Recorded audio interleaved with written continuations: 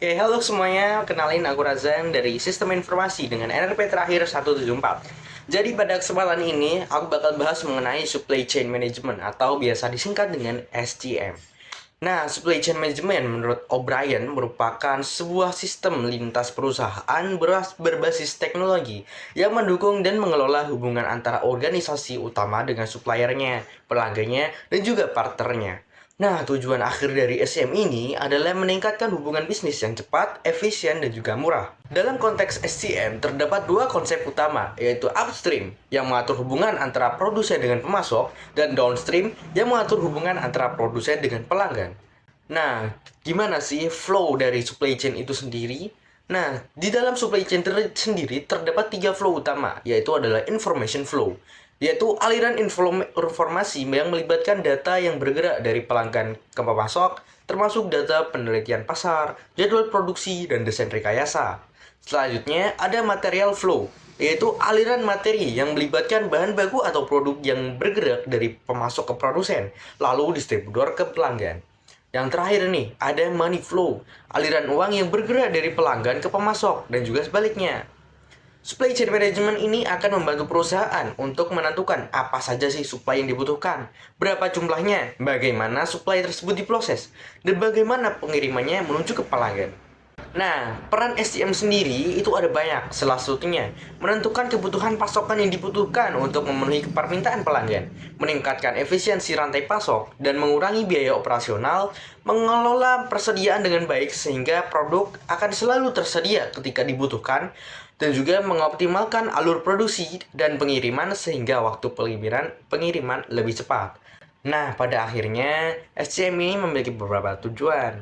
Yang pertama, tujuan pertama dari SCM itu adalah mengelola proses value chain dengan efisien. Nah, value chain itu apa sih?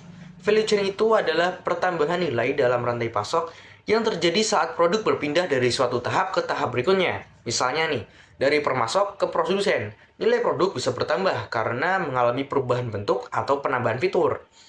Yang kedua, tujuan dari supply chain management adalah memprediksikan permintaan pelanggan. Prediksi permintaan pelanggan merupakan langkah yang sangat penting dalam supply chain management.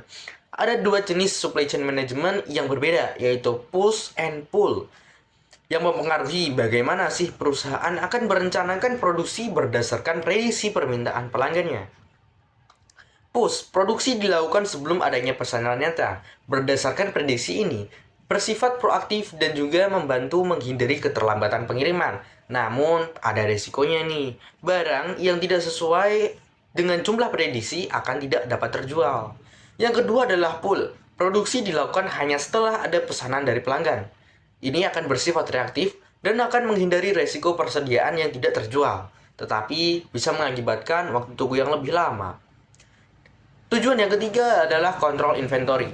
Kontrol inventory supply chain management juga melibatkan pengendalian inventory agar barang tidak menumpuk terlalu lama dan tahu kehabisan saat ada permintaan pelanggan.